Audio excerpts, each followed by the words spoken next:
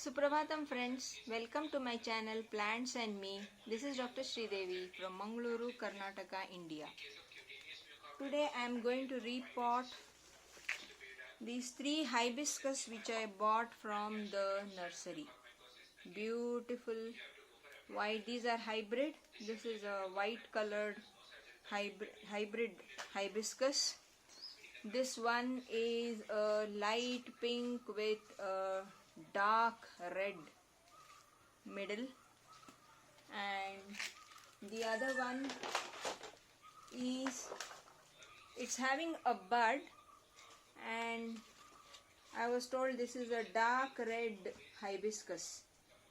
I think it will open tomorrow, then I'll get an idea of the color of the flower and how the flower looks like. I bought it just today. They are in this nursery pot, and this is not enough for them to grow. In fact, we can keep them in this pot. They will get root bound and they will start giving flowers continuously. Hibiscus like to be root bound, but their growth will be stunted. So that's why I want to repot these plants from this nursery pot to a bigger pot. This is a 10-inch pot. So there are large drainage holes. I'm just opening one or two. I won't open all, because these drainage holes, they are quite big and the potting mix might leak from those drainage holes. So for hibiscus, I would be using garden mix, in which already sand is there, but I am not happy with the quantity of sand in it. I will be adding a bit of sand, and then I would be adding cow dung compost or cow dung manure, vermicompost, and then repotting the plant. So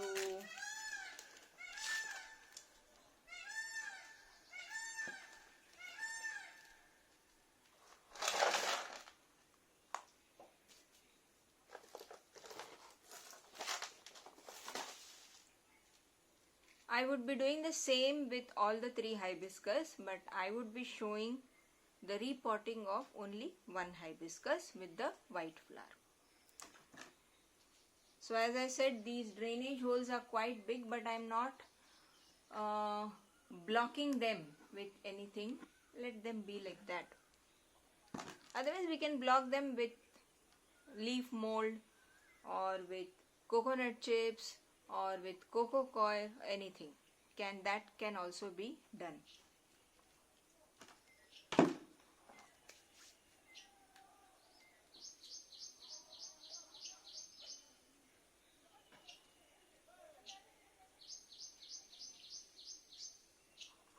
So this is the vermicompost. To that I am adding equal amount of cow dung, because hibiscus love cow dung. They like cow dung manure. I am adding this vermicompost to enhance the nutrition of the plant. I'll take the garden soil. It's a 10-inch pot, so it will require quite a bit of potting mix.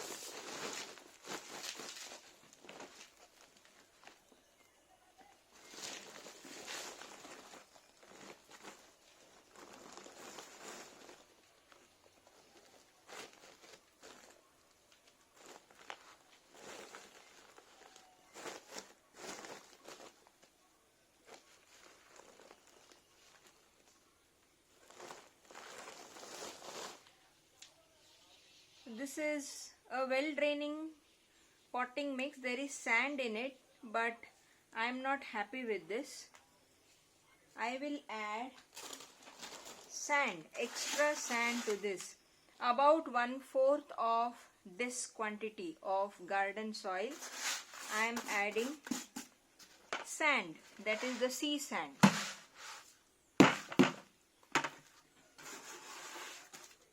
This is about 1/4. I'll mix both of them. I'll mix the garden soil and the sand. This will make the potting mix well draining, and because there is so much of soil in it, garden soil, it will also retain moisture.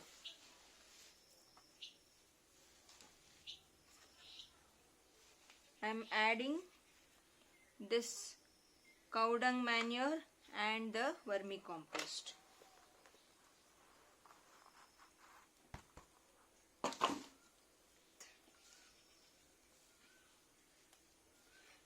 My experience till now with these hibiscus, it says that they love cow dung manure. They grow very well with cow dung manure, and they give very good flowers also with the cow dung manure.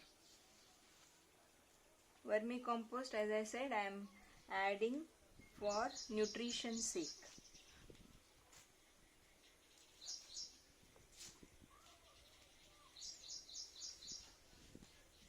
So this is now almost mixed properly.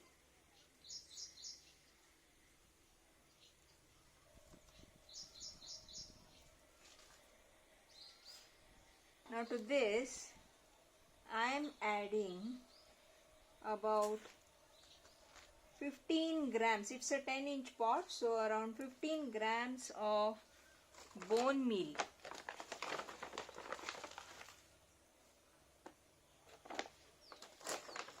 As I was handling this Epsom salt fell.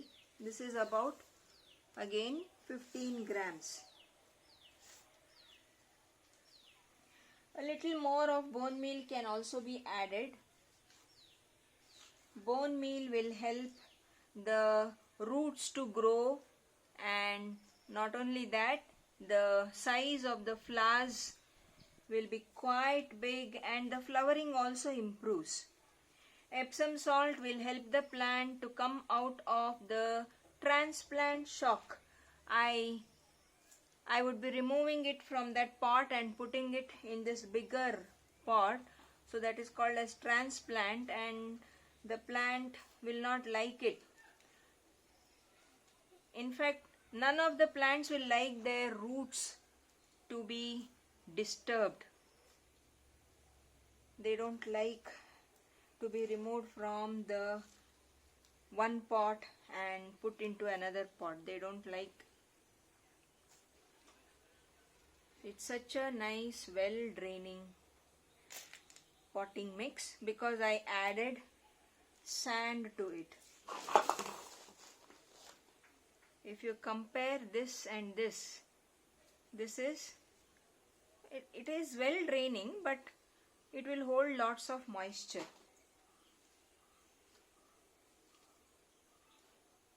Now I will put this in this pot.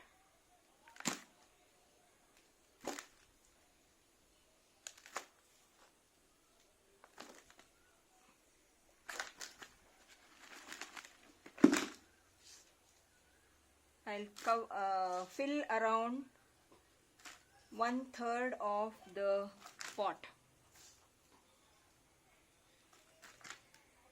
As the plant will come out of the transplant shock, it will put out new growth, and at that time it will require quite a bit of nutrition, and I would be giving it in the form of cow dung manure. So I am adding cow dung manure, one layer here, and a bit of vermicompost. Now I will mix little potting mix in that. This layer will be like this.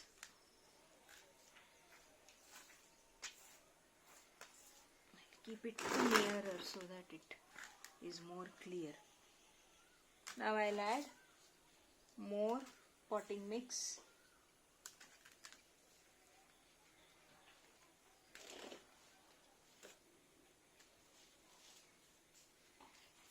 Just checking whether that level, this level which I made, is correct or not.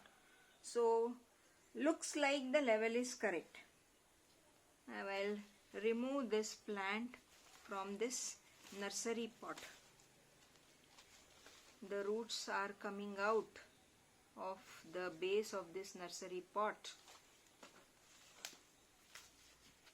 So I think it is root bound.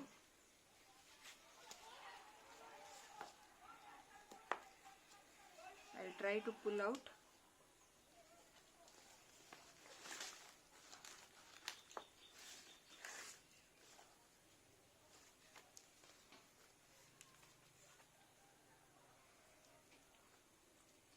I think it's not coming this way.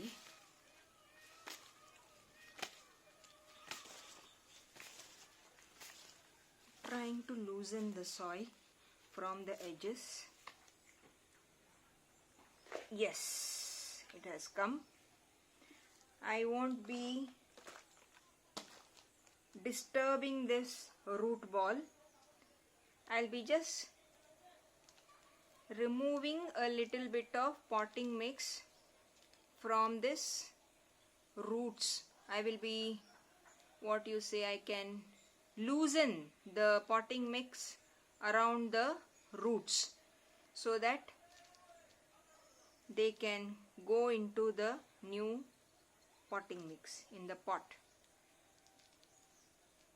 I'll just tease the potting mix around the roots. More than that, I am not doing anything. I am not disturbing the root ball. So the potting mix around the roots is now loose. All these roots, they will go into the new potting mix. I am placing it in the center. So this is perfect. The plant should be straight. I have this OCD. Plant should be in the center and it should be straight. So it should be like this. So I am holding it with one hand, and now I will be filling a little bit of potting mix around this root ball.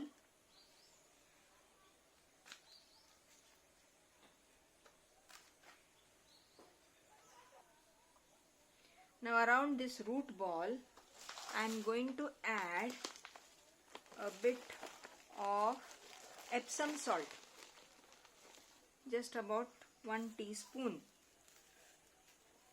So that will, I am adding it near the walls of the pot, not near the roots.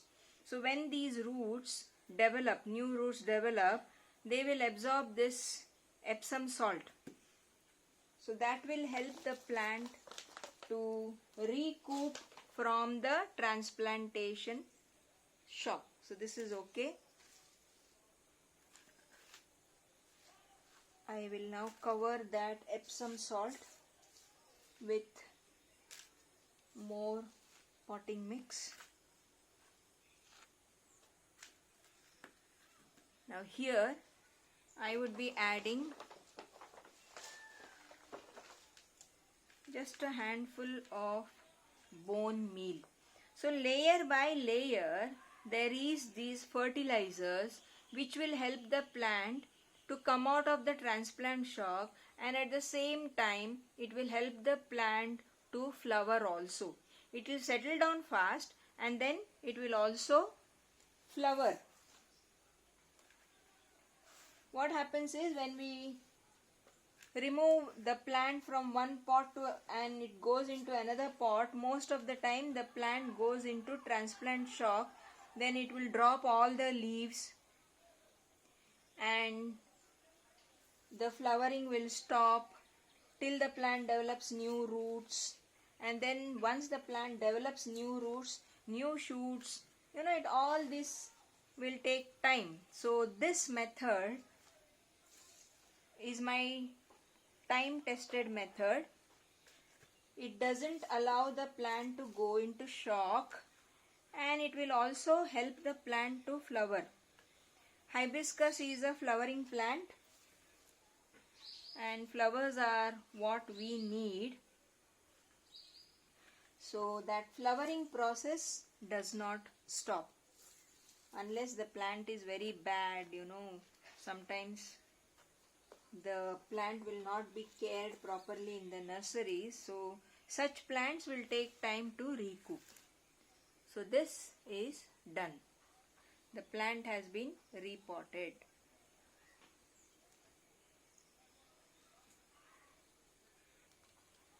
Hibiscus is a flowering plant, so that's why I added bone meal, and it loves acidic soil.